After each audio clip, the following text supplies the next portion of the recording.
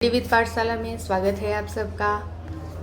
जैसा कि हम लोग यूपी टेट सी टेट में बाल मनोविज्ञान से संबंधित प्रश्नोत्तरी जो प्रीवियस ईयर में आए हुए प्रश्न थे उनको हल कर रहे थे।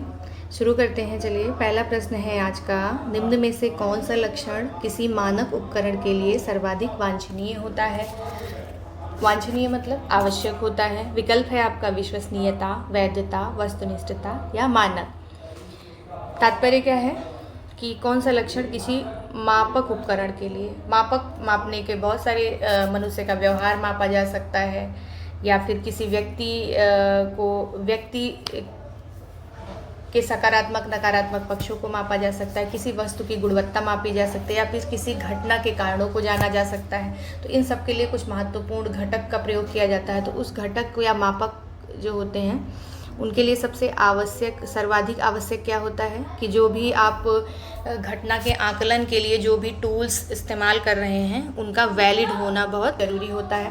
तो आगे पूछा जा रहा है कि थर्स्टन एवं लिकर्ट निम्न में से किसके मापन से संबंधित है? विकल्प है आपका बुद्धि, मूल्य, अभिवृत्ति या व्यक्तित्व। तो जो है थर्स्टन एवं लिकर्ट का अभिवृत्ति मापन में प्रयोग किया जाता है। अभिवृत्ति से तात्पर्य क्या होता है? मनोवृत्ति या दृष्टिकोण से होता है। किसी व्यक्ति या बालक का किसी घटना या किसी वस्तु को लेकर के क्या दृष्टिकोण है, यह मापने के लिए जो है थर्स्टन एवं लिकर्ट एक मापक के तौर पे प्रयोग किया जाता है। अगला प्रश्न है आपका, उत्सुकता परीक्षण निम्न में से किसका घटक है? किसका घटक है जिसमें उत्सुकता एक मापक के तौर पे प्रयोग किया जाता है? जैसे अभिवृत्ति मापन के लिए क्या प्रयोग किया गया? थर्स्टन एवं लिकर्ट का प्रयोग, लिकर्ट मापक का प्रयोग किया गया। वैसे ही उत्सुकता परीक्षण निम्न में से किसका घटक है? ऐसा क्या है जिसमें जो है उत्सुकता परीक्षण को एक मापक की तरह इस्तेमाल किया जाता है, प्रयोग किया जाता है? विकल्प है आपका सृजनात्मकता, रुचि, अभिप्रेरणा या बुद्धि। तो इसमें आपका ऑप्शन सही हो जाएगा सृजनात्मकता, क्योंकि एक बालक है, बालक की सृजनशीलता कैसी है, उसमें क्रिएटिविटी कितनी है, वह चीज़ों को कैसे समझता है, उसको मापने के लिए कुछ घटक प्रयोग किए गए, कुछ घटक माने गए हैं मनोवैज्ञानिकों द्वारा। देखते हैं जिसमें क्या होगी, कल्पनाशीलता। एक सृजनात्मक जो सृजनशील बालक होगा उसमें कल्पनाशीलता का होना आवश्यक है। मौलिकता होनी चाहिए, उसमें संवेदनशीलता होनी चाहिए, लोचशीलता या नमनीयता होनी चाहिए, उत्सुकता होनी चाहिए, कार्य में निष्ठ होना चाहिए, समस्या समाधान की योग्यता और दृढ़ निश्चयी होना चाहिए। तो ये सारे ही एक सृजनशील, सृजनात्मक व्यक्तित्व वाले बालक के अंदर उसकी बालक में सृजनशीलता मापने के जो है घटक के तौर पे प्रयोग किए जाते हैं। निम्न में कौन सृजनात्मकता से संबंधित नहीं है? विकल्प है आपका मौलिकता, प्रवाह, मितव्यता, उपयोगिता। तो देखिए, मितव्यता जो होती है ये इसमें मतलब मितव्ययी होने का मतलब क्या होता है कि आप जो ये आर्थिक क्षेत्र से संबंधित हो जाता है कि आप अपने धन का खर्च कितने सही और व्यवस्थित तरीके से अपनी आवश्यकता के अनुसार करते हैं। लेकिन यहाँ पे बात बालक की सृजनात्मकता या फिर सृजनात्मक बालक हो सकता है या फिर कोई व्यक्ति हो सकता है, उसकी सृजन शक्ति से की जा रही है। तो उसमें मौलिकता बिल्कुल होनी चाहिए, प्रवाह होना चाहिए और उपयोगिता भी होनी चाहिए। तो इसमें आपका विकल्प सही हो जाएगा कि संबंधित नहीं है। तो संबंधित नहीं है तो मितव्यता संबंधित नहीं है। क्रो एंड क्रो का जो है सृजनात्मकता से संबंधित एक कथन है, उसको देख लेते हैं हम। सृजनात्मकता मौलिक परिणामों को अभिव्यक्त करने की मानसिक प्रक्रिया है। सृजनात्मकता से तात्पर्य क्या होता है? मौलिक परिणाम, जो व्यक्ति या बालक के भीतर जो उसकी मौलिकता होती है, उसका व्यवहार होता है, उसको सृजनात्मकता के द्वारा अभिव्यक्त किया जाता है। और एक क्या होती है? एक मानसिक प्रक्रिया होती है। सृजनात्मकता के अंतर्गत प्रवाह, विविधता, मौलिकता, विस्तारण, उपयोगिता जैसे तत्व को परिलक्षित किया जाता है। अगला प्रश्न है आपका, गैगने निम्न में से किससे संबंधित है? गैगने मनोवैज्ञानिक हैं, इनके बारे में इसमें पूछा गया किससे संबंधित है। तो इनका कहने का मतलब ये है कि इन्होंने कौन सा सिद्धांत दिया है, किस पर इन्होंने बात की है, अधिगम से संबंधित इनके कौन से सिद्धांत हैं। विकल्प है आपका अधिगम का श्रेणी क्रम, अधिगम का मूल्यांकन, अधिगम के सिद्धांत या अधिगम का प्रबंधन। इनमें से इन्होंने किस पर काम किया है? तो गैगने जो है एक मशहूर मनोवैज्ञानिक हैं। इन्होंने क्या किया है, अधिगम मतलब सीखने की जो प्रक्रिया होती है, हम सामान्यतः जानते हैं कि सीखने का एक व्यावहारिक पक्ष होता है, एक सैद्धांतिक पक्ष होता है। तो इन्होंने क्या किया, दोनों ही पक्षों को, दोनों ही सिद्धांतों को एक साथ मिलाकर प्रस्तुत करने की कोशिश की। और उन्होंने बताया, इन्होंने ये इस बात को स्पष्ट करने की कोशिश की है कि सीखना जो है मनुष्य की क्षमता में एक सकारात्मक परिवर्तन है, जिसे कि वह धारण करता है, जिससे कि क्या होता है, उसके व्यक्तित्व का विकास होता है। और यह जो है सीखना जो होती है मनुष्य के भीतर घटित होने की प्रक्रिया होती है। ये जरूर है कि वह उद्दीप्त होता है, उत्साहित होता है किसी को देख करके, लेकिन यह जो घटित होता है यह मनुष्य के भीतर घटित होता है, जिसमें कि हम महत्वपूर्ण रूप से देख सकते हैं कि जैसे जैविक क्रियाएं होती हैं, हमारा शारीरिक विकास हो गया, हमारी इच्छा हो गई, हमारे भाव हो गए, ये सारे ही मनुष्य के भीतर घटित होते हैं। तो गैगने की एक बुक है जिसका नाम है the condition of learning, the condition. पुस्तक भी ऐसे टू द पॉइंट पूछ भी ली जाती है, तो इसको जो है ध्यान में रखिएगा। The condition of learning book है, जिसमें इन्होंने क्या किया है कि मनुष्य के जो भाव होते हैं, जो व्यवहारिक और ज्ञानात्मक उसके जो पक्ष होते हैं सीखने के, उसको 8 प्रकारों में एक साथ मिला करके 8 प्रकारों में विभाजित कर एक पिरामिड के तौर पे देने का प्रयास किया है। तो ये देखिए पिरामिड यहाँ पे बना भी हुआ है। और इसमें इन्होंने एक महत्वपूर्ण बात ये बताई है कि जो भी सीखने का क्रम होता है, सीखने की जो इन्होंने श्रृंखला प्रस्तुत की है, उसमें महत्वपूर्ण रूप से एक बात जानने की है कि वह हमेशा ही सरल से सीखने की जो प्रक्रिया होगी वो सरल से विशेष या जटिलता की तरफ जाएगी। तो इसमें जो इनका ये पिरामिड है वो नीचे से ऊपर की ओर चलता है। तो इसमें हम सबसे पहले क्या देखेंगे कि गैगने निम्न में से किससे संबंधित है, तो अधिगम का श्रेणी क्रम से इन्होंने संबंधित सिद्धांत दिया है। और इसमें इन्होंने अधिगम के 8 प्रकार बताए हैं, जो कि क्या होगा, सबसे पहले संकेत अधिगम आता है, दूसरे पे क्या होता है उद्दीपक अनुक्रिया अधिगम आता है, तीसरे पे श्रृंखला अधिगम है, चौथा क्या है शाब्दिक साहचर्य अधिगम, पांचवा विभेदात्मक या फिर डिस्क्रिमिनेशन अधिगम होता है। और उसके बाद संप्रत्यय अधिगम, संप्रत्यय अधिगम से मतलब क्या होता है, कॉन्सेप्ट से होता है, अवधारणा से होता है, कंसेप्ट से होता है। फिर क्या है सिद्धांत अधिगम, सिद्धांत अधिगम से मतलब रूल या प्रिंसिपल से होता है, जिसमें कि आप सिद्धांत समझना या फिर बनाना, क्रिएट करना सीखते हैं किसी अवधारणा को। जब आप कंसेप्ट समझ जाते हैं तब आप सिद्धांत बनाना भी सीखते हैं और बहुत सारे सिद्धांतों को कंपेयर करना भी सीख जाते हैं। और समस्या समाधान अधिगम, समस्या समाधान अधिगम के अंतर्गत क्या आता है, जिसमें आप क्या करते हैं बहुत सारी अवधारणाओं सिद्धांतों को एक साथ रख करके आकलन करके किसी कंक्लूजन पर पहुंचने का प्रयास करते हैं।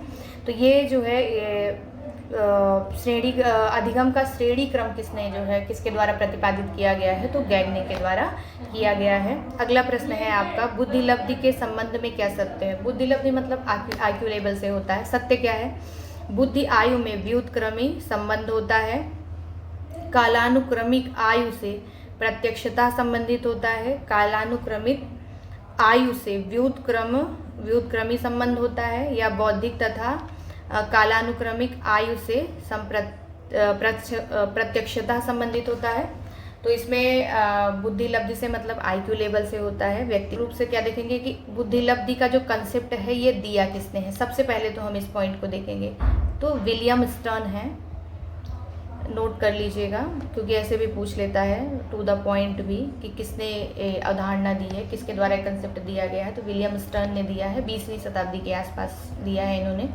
और इसमें जो महत्वपूर्ण है कि इसमें देखा क्या जाता है कि जब भी आईक्यू लेवल की बात की जाती है तो इसमें व्यक्ति की मानसिक आयु, जैसे कि नीचे दिया भी हुआ है, मानसिक आयु कितनी है और उसकी वास्तविक आयु कितनी है, उसको जो है इंटू कर दिया जाता है, किससे 100 से कर दिया जाता है। कहने का और तात्पर्य क्या होता है कि व्यक्ति की समझ, बालक की या व्यक्ति की समझ किस एज के लोगों तक है और उसकी वास्तविक आयु क्या है, इसी से क्या होता है आईक्यू लेवल डिसाइड किया जाता है। और ये हमेशा ही व्युत्क्रम संबंधी होता है कि कोई व्यक्ति है, अगर वो 12 साल या बच्चा है 12 साल 15 साल का है, लेकिन उसकी समझ उसके हिसाब से नहीं बढ़ रही है, तो इसको जो है नकारात्मक एस्पेक्ट में या फिर व्युत्क्रम मतलब उसमें देखा जाता है। उल्टा प्रभाव हो रहा होता है कि जैसे पता चले आप 15 साल 20 साल का बालक है और उसकी बुद्धि जो उसका IQ लेवल है वो भी 11 से 12 साल के बच्चों के हिसाब का है। तो इसीलिए क्या होता है कि जो कालानुक्रमिक आयु से इसका व्युत्क्रमिक संबंध होता है IQ लेवल का। कि ये 16 PF मापन के तौर पे प्रयोग की जो है अवधारणा प्रस्तुत किसने की है, तो रेमंड कैटल, वैज्ञानिक मनोवैज्ञानिक, जिन्होंने क्या किया है व्यक्तित्व परीक्षण के लिए या व्यक्तित्व मापन के लिए 16 PF से क्या होता है पर्सनालिटी फैक्टर को इन्होंने 16 आधारों पर 16 मापन के आधार दे करके उसको मापने के लिए प्रस्तुत किया है। अगला प्रश्न है बुद्धि का तरल मोजेक मॉडल किसने दिया है। विकल्प है कैटल, गिलफर्ड, थर्स्टन या फिर स्पीयरमैन। ऑप्शन आपका सही हो जाएगा कैटल। व्याख्या पढ़ते हैं इसकी। बुद्धि का तरल मोजेक मॉडल का सिद्धांत कैटल ने दिया है। कैटल के अनुसार बुद्धि के 2 महत्वपूर्ण तत्व होते हैं। कौन से? एक तरल बुद्धि होती है और एक ठोस बुद्धि होती है। तो इसमें हमें क्या देखना है, बुद्धि का तरल मोजेक मॉडल या फिर ठोस बुद्धि मॉडल भी अगर करके पूछता है तो इसके जो है किसने दिया है, तो कैटल ने दिया है। अगला प्रश्न है आपका, बच्चे के संज्ञानात्मक विकास हेतु उत्तम स्थान क्या माना जाता है। ऑप्शन है आपके खेल का मैदान, सभागार, घर या फिर विद्यालय एवं कक्षा का वातावरण। तो इसमें बच्चे के संज्ञानात्मक विकास के लिए हमेशा ही जो है क्या होगा, विद्यालय एवं कक्षा का वातावरण उत्तम होना आवश्यक होता है। व्याख्या है, जीन पियाजे का मानना है कि संज्ञानात्मक विकास अनुकरण की बजाय खोज पर आधारित होता है।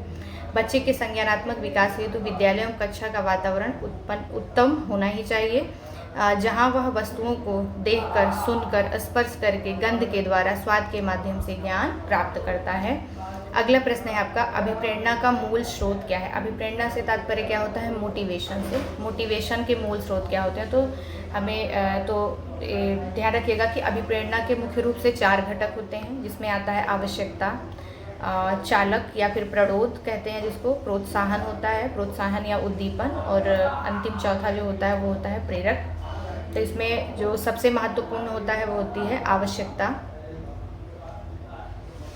अभिप्रेरणा का मूल स्रोत आवश्यकता है। जब व्यक्ति को किसी चीज़ की आवश्यकता होती है तब वह कार्य करने को तैयार होता है। जैसे भोजन की आवश्यकता के फलस्वरूप व्यक्ति भोजन की तलाश करता है। अब इसमें जब आप आगे देखेंगे तो आवश्यकता को भी जो है जैसे शारीरिक और सामाजिक आवश्यकता के तौर पर डिफाइन कर दिया जाता है, किया गया, जिसमें और किया किसने है, तो मैस्लो ने जो है आवश्यकता को 2 भागों में विभाजित किया है। मैस्लो ने आवश्यकता को 2 भागों में विभाजित किया, जिसमें एक आती है शारीरिक या जैविक आवश्यकता और एक सामाजिक मनोवैज्ञानिक आवश्यकता होती है। लेकिन यहाँ पे हमारा जो है क्या ध्यान रखना है कि मोटिवेशन के मुख्यतः 4 स्रोत होते हैं। एक होता है नीड होता है, और इसके अलावा एक ड्राइव होता है, एक होता है मोटिवेशन या उद्दीपन, स्टिमुलेशन कहते हैं, और तीसरा हो जाता है आपका प्रेरक हो जाता है। आगे बढ़ते हैं। व्यवहार में होने वाले स्थायी परिवर्तन जो अभ्यास के कारण होते हैं उसको क्या कहा जाता है। अभ्यास के द्वारा व्यवहार में होने वाले अस्थायी परिवर्तन को क्या कहते हैं। विकल्प है आपका सीखना, क्रिया करना, सोचना या कल्पना करना। तो इसमें आपका ऑप्शन सही हो जाएगा सीखना। व्यवहार में होने वाला स्थायी परिवर्तन जो अभ्यास के कारण होता है उसको अधिगम या सीखना कहते हैं, लर्निंग। अगला प्रश्न है, निम्न में से कौन सा कारक स्मृति से संबंधित नहीं है। विकल्प है आपका पहचान, धारण, पुनर्स्मरण या अनुभूति। तो स्मृति से संबंधित नहीं है। तो स्मृति का जो है कॉन्सेप्ट दिया किसने है, सबसे पहले हम लोग ये देख लेते हैं, हर्बर्ट ने दिया है। और इसके जो है इन्होंने 4 प्रकार बताए हैं। 4 प्रकारों में देख लेते हैं। यहाँ पे क्या हो जाएगा, सीखना, दूसरा हो जाएगा आपका धारण करना, तीसरा हो जाएगा पुनः स्मरण, चौथा हो जाएगा आपका पहचान। तो इसमें पहचान भी है, पुनर्स्मरण भी है, धारण भी है, और एक चौथा हो जाएगा सीखना। अनुभूति आपका नहीं होगा, संबंधित नहीं है, पूछा है इसमें। अगला प्रश्न है आपका, देखिए आगे इसकी व्याख्या दी भी हुई है कि स्मृति का अर्थ है पूर्व अनुभवों को मस्तिष्क में इकट्ठा रखने की क्षमता को ही स्मृति कहते हैं। और यह अवधारणा प्रस्तुत किसने की है, जैसा कि अभी हमने बताया हर्बर्ट ने की है। और सीखने के चार प्रमुख कारक माने गए हैं, सीखना, धारण करना, पुनः स्मरण करना, पहचान। जबकि अनुभूति परिस्थिति जन्य होने वाली प्रक्रिया होती है, जो कि यहाँ पे विकल्प में दिया है। अगला प्रश्न है आपका, मैस्लो के अभिप्रेरणा सिद्धांत को कहा जाता है। अभी हमने बात की कि उन्होंने आवश्यकता को, मैस्लो ने दो भागों में शारीरिक और शारीरिक या जैविक और सामाजिक मनोविज्ञान वैज्ञानिक जो है आवश्यकता के तौर पे विभाजित किया है। तो इनके सिद्धांत को, मैस्लो के सिद्धांत को आवश्यकता का सिद्धांत कहा जाता है। तो जो सिद्धांत होता है उसको टू द पॉइंट भी पूछ ही लेता है, तो इसीलिए ध्यान रखते चलना है कि आवश्यकता का सिद्धांत किसके द्वारा प्रतिपादित किया गया है, तो मैस्लो के द्वारा किया गया है। व्याख्या पढ़ लेते हैं इसको। मैस्लो ने मानवीय व्यवहार को चित्रित करने के लिए आवश्यकता को एक पदानुक्रम में व्यवस्थित किया है। उनके अनुसार आत्मसिद्धि का सिद्धांत भी कहते हैं। तो जैसे आवश्यकता का सिद्धांत हो और उनके सिद्धांत को आत्मसिद्धि का सिद्धांत भी कहते हैं। तो अगर आत्मसिद्धि के सिद्धांत का प्रतिपादक पूछा जाए या आवश्यकता के सिद्धांत का प्रतिपादक पूछा जाए, दोनों के ही प्रतिपादक मैस्लो माने जाएंगे। और इन्होंने जो है अभिप्रेरणा के 4 स्तर बताए हैं अभिप्रेरणा के, जिसमें क्या है, शारीरिक क्रियात्मक आवश्यकता, सुरक्षा की आवश्यकता, आत्मीयता की आवश्यकता, सम्मान की आवश्यकता और आत्मसिद्धि की आवश्यकता। और यह भी जो स्तर है यह भी नीचे से ऊपर की ओर जाएगा। सबसे पहले क्या आती है, शारीरिक क्रियात्मक आवश्यकता होती है, जिसमें हमें भूख लगे तो भूख को शांत करने के लिए हमें क्या करना है, प्यास लगे तो जब ये हमारी बेसिक नीड पूरी होती है तब हमें सुरक्षा की आवश्यकता महसूस होती है। जब सुरक्षा की आवश्यकता पूर्ण हो जाती है तब हमें आत्मीयता का भाव उत्पन्न होता है। जब आत्मीयता के भाव का स्तर प्राप्त हो जाता है उसके बाद हमें सम्मान की आवश्यकता होती है और अंत में जाकर के आत्मसिद्धि की आवश्यकता होती है। तो ये पिरामिड जो है नीचे से ऊपर की ओर चलता है। अगला प्रश्न है आपका, प्रधानाध्यापक या वरिष्ठ शिक्षक के लिए विद्यालय में कौन सी नेतृत्व शैली बेहतर होती है? सत्ताधारी नेतृत्व, हस्तक्षेपी नेतृत्व, प्रजातांत्रिक नेतृत्व या उपरोक्त में से कोई नहीं। तो प्रधानाध्यापक या वरिष्ठ शिक्षक के लिए विद्यालय की कौन सी नेतृत्व शैली, या फिर इसके वैसे भी इसका प्रश्न अगर बनेगा तो शिक्षण में या विद्यालय में कौन सा माहौल होता है जो सबसे उचित माना जाता है, तो वो होता है प्रजातांत्रिक नेतृत्व। अब प्रजातांत्रिक नेतृत्व से तात्पर्य क्या होता है? प्रजातांत्रिक नेतृत्व से तात्पर्य होता है कि जिसमें अधिगम बालकों के हिसाब से होता है, जिसमें बालक भी अधिगम में पार्टिसिपेट करते हैं, जिसमें शिक्षक उनको पढ़ाने में, सवाल प्रश्नों को हल करने में बच्चों को भी सहभागिता को सुनिश्चित करता है। सत्ताधारी नेतृत्व के अंतर्गत क्या होता है, जिसमें शिक्षक समस्या भी स्वयं चुनता है, उसका परिणाम भी बताता है और कक्षा खत्म हो जाती है। उसमें पाठकों की, जो बालकों की या छात्रों की सहभागिता शून्य होती है, सिर्फ वो बैठे रहते हैं और सुनते रहते हैं। लेकिन प्रजातांत्रिक नेतृत्व ही सबसे बेहतर नेतृत्व माना जाता है कक्षा में। अगला प्रश्न है, मानसिक स्वास्थ्य के नियमों को खोजना और बनाए रखना अध्यापन का केंद्र बिंदु है। मानसिक स्वास्थ्य के नियमों को खोजना और बनाए रखना अध्यापन का केंद्रीय बिंदु है। यह कथन किसका है? तो विकल्प है सैफर, हेडफील्ड, ड्रेवर या लैडल। तो इसमें आपका विकल्प सही हो जाएगा ड्रेवर। आगे प्रश्न है आपका अगला, कथन भी ध्यान रखिएगा, जो है बहुत कथन से प्रश्न लगातार आते हैं। अगला प्रश्न है आपका, चेस तथा कार्ड को निम्न में से किसमें वर्गीकृत किया जा सकता है?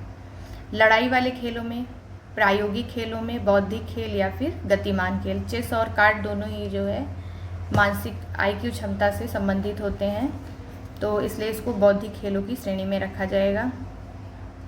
अगला प्रश्न है आपका, अभिवृत्ति संप्रत्यय क्या है? अभिवृत्ति से तात्पर्य होता है दृष्टिकोण या फिर एप्टीट्यूड।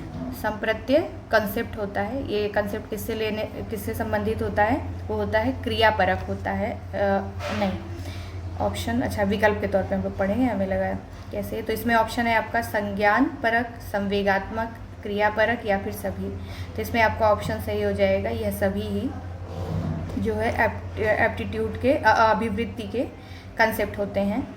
तो इसमें होता क्या है, योग्यता या सुविधा का भाव ही जो है एप्टीट्यूड कहलाता है। यह एक मानसिक दशा होती है जो सामाजिक व्यवहार को अभिव्यक्त करने में विशेष भूमिका प्रस्तुत करती है। अभिवृत्ति को कभी कभी मनोवृत्ति या दृष्टिकोण के नाम से भी प्रयोग किया जाता है। दृष्टिकोण भी लिखा हो तब भी आपको अभिवृत्ति समझना है। अगला प्रश्न है आपका, मनोवैज्ञानिकों के अनुसार बुद्धि कैसी होती है? सीखने की क्षमता है या अमूर्त चिंतन? तो दोनों ही बुद्धि को दोनों ही तरीके से मनोवैज्ञानिकों द्वारा माना गया है। सामान्य अर्थ में तेजी से सीखने और समझने, स्मरण और तार्किक चिंतन, अमूर्त चिंतन आदि गुणों को बुद्धि कहा जाता है। अगला प्रश्न है, प्रेरणा का वही संबंध उपलब्धि से है जो अधिगम का किससे है? तर्क से, चिंतन से, बोध से या विवेक से? प्रेरणा का वही संबंध उपलब्धि से है जो अधिगम का बोध से है। अगला प्रश्न है, थॉर्नडाइक का व्यक्तित्व के वर्गीकरण का आधार क्या है? शारीरिक गठन एवं शक्ल सूरत, रचनात्मकता और मौलिकता, समायोजन एवं बुद्धि या फिर चिंतन और कल्पना? तो इसमें आपका ऑप्शन सही हो जाएगा चिंतन और कल्पना। थॉर्नडाइक ने कल्पना या विचार के आधार पर व्यक्तित्व का वर्गीकरण किया है। सूक्ष्म विचारक इस प्रकार के व्यक्तियों को व्यक्तित्व के व्यक्ति जो होते हैं गणित तथा कानून में रुचि रखते हैं, जो सूक्ष्म विचारक होते हैं। स्थूल विचारक इस प्रकार के व्यक्तित्व के व्यक्ति क्रिया पर विशेष बल देते हैं। प्रत्यक्ष विचारक इस प्रकार के व्यक्तित्व के व्यक्ति जो होते हैं संख्या, संकेत तथा शब्दों पर विचार करते हैं। अगला प्रश्न है आपका, निम्न में से कौन सा भूलने का सिद्धांत है? प्रतिस्पर्धात्मक अवरोध, प्रतिबोधित अवरोध या प्रतीपकारी अवरोध या प्रतीक्षायित अवरोध? तो इसमें आपका सही हो जाएगा प्रतीपकारी अवरोध जो होता है भूलने के सिद्धांत से संबंधित होता है। इसमें मौलिक रूप से सीखी गई धारणा अन्य विषय वस्तु पर लागू करने में त्रुटि का अनुभव किया जाता है। मिश्रित व विचार साहचर्य विधियाँ स्मरण की मुख्य विधियाँ मानी जाती हैं। तो स्मरण की मुख्य विधि कौन सी मानी जाती है? मिश्रित व विचार साहचर्य विधि जो होती है स्मरण की मुख्य विधि मानी जाती है, जबकि प्रतीपकारी अवरोध को भूलने के सिद्धांत से संबंधित है ये। अगला प्रश्न है, निम्नलिखित में से मानसिक विकार के लक्षणों को सभी दर्शाते हैं सिवाय? मानसिक विकार के लक्षण कौन कौन से दर्शाते हैं? भग्नाशा से, संबंध से, तनाव के या फिर चिंतन के? मानसिक विकार के लक्षण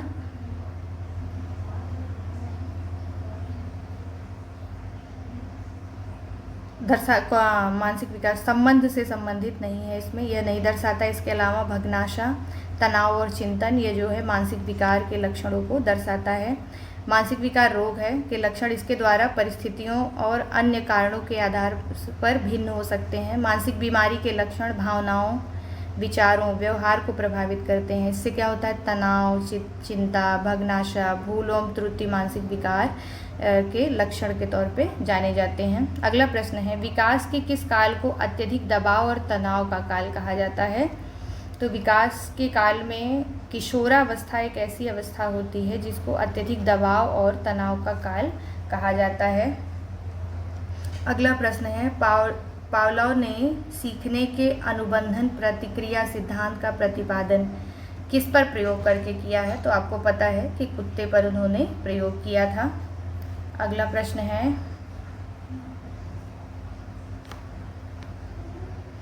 सीखने के वक्र सीखने की प्रगति के सूचक होते हैं, सीखने की मौलिकता के सूचक होते हैं, या सीखने के गत्यात्मक स्वरूप के सूचक होते हैं, या सीखने की रचनात्मकता के सूचक होते हैं? सीखने के वक्र सीखने की प्रगति के सूचक होते हैं। पहला विकल्प आपका सही हो जाएगा। जो सीखने का वक्र होता है यह बताता है कि सीखने की प्रगति किस स्तर पर हो रही है। व्याख्या इसकी, सीखने का वक्र सीखने की प्रगति के सूचक हैं। अभ्यास को जारी रखने के पश्चात सीखने वाला व्यक्ति पुनः प्रगति करने लगता है। कहने का मतलब यह है कि प्रगति का मूल क्या होता है? निरंतर प्रैक्टिस। अभ्यास से ही प्रगति सीखने की प्रक्रिया जो है पुनः शुरू हो जाती है। अगला प्रश्न है आपका, अध्यापन के समय अध्यापक को निम्न में से किसका सर्वाधिक ध्यान रखना चाहिए? विषय वस्तु का, विद्यार्थियों की आयु का, वैयक्तिक भिन्नता का, या विद्यार्थियों की पारिवारिक पृष्ठभूमि का? तो एक अच्छे शिक्षक का महत्वपूर्ण जो कार्य होता है वो क्या होता है कि वह बालकों की जो व्यक्तिगत भिन्नता है उसको ध्यान में रख करके अध्यापन का कार्य करे। एक शिक्षक को जब भी वह कक्षा में पहुँचे तो उसके जो क्लास के कक्षा के बच्चे हैं उसमें बच्चों की कमजोरियां, व्यक्तिगत तौर पे उनके सकारात्मक पक्ष कौन से हैं, कौन से ऐसे टॉपिक हैं या कौन से ऐसे विषय हैं जिस पे किस बच्चे की पकड़ अच्छी है, इस बात का ध्यान रखते हुए ही जो है सबसे ध्यान रखकर ही अध्यापन करना चाहिए। अगला प्रश्न है आपका, तो इसमें आपका विकल्प सही हो जाएगा व्यक्तिगत भिन्नता का ध्यान रखना बहुत ज़रूरी होता है। किसके लिए? इससे क्या होती है, शिक्षण जो होती है वो और सहज और प्रभावी हो जाती है। ये शिक्षक के लिए एक जो है पॉजिटिव सकारात्मक पक्ष हो जाता है। अगला प्रश्न है, कुर्ट लेविन के अनुसार समूह में जो परिवर्तन होते हैं उन्हें क्या कहा जाता है? परस्परता कहते हैं, रचनात्मकता कहते हैं, संगति कहते हैं, गतिशीलता कहते हैं। तो समूह में जो भी परिवर्तन होता है उसको गतिशीलता कहा जाता है। ये किसके द्वारा कहा गया है? कुर्ट लेविन के द्वारा। कुर्ट लेविन ने कहा है कि समूह में जो परिवर्तन होते हैं उन्हें गतिशीलता कहते हैं। तो एक कथन के तौर पे भी याद रखिएगा आप, इसको ऐसे भी पूछा जा सकता है कि समूह में जो परिवर्तन होते हैं उन्हें गतिशीलता कहते हैं। ये किसका कथन है? तो हमें पता होना चाहिए किसका? कुर्ट लेविन का कथन है। अगला प्रश्न है आपका, मानसिक स्वास्थ्य और ... में घनिष्ठ संबंध है।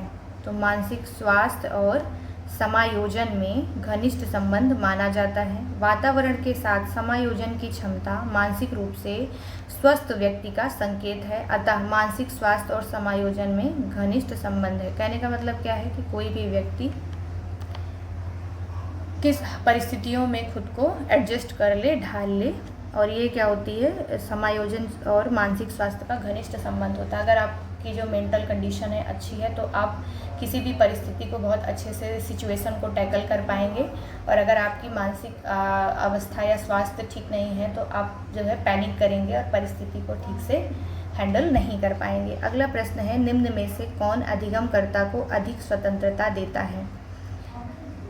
विकल्प है संरचनावाद, व्यवहारवाद, क्रियाशीलता या सृजनशीलता। तो सृजनशीलता जो होती है, सृजनशीलतावाद जो है वह व्यक्ति को या सीखने वाले को, अधिगमकर्ता को, जो भी सीखने वाला व्यक्ति है उसको सबसे अधिक स्वतंत्रता देता है। व्याख्या पढ़ेंगे इसकी। किसी भी प्रकार की निश्चित रूप से नवीन तथा व्यक्ति को पहले से अज्ञान रचना, उत्पाद या विचार को उत्पन्न करने की क्षमता ही सृजनशीलता कहलाती है। सृजनशीलता अधिगमकर्ता को सीखने में अधिक स्वतंत्रता प्रदान करता है, जिससे वह नए नए प्रयोग कर सरलता से अधिगम करता है। नए नए प्रयोग करता है और आसान तरीके से सीखता है, उसको सीखने में कोई कठिनाई नहीं होती है। अगला प्रश्न है, निम्न में से स्मरण करने की कौन सी विधि है? मिश्रित विधि या विचार साहचर्य विधि।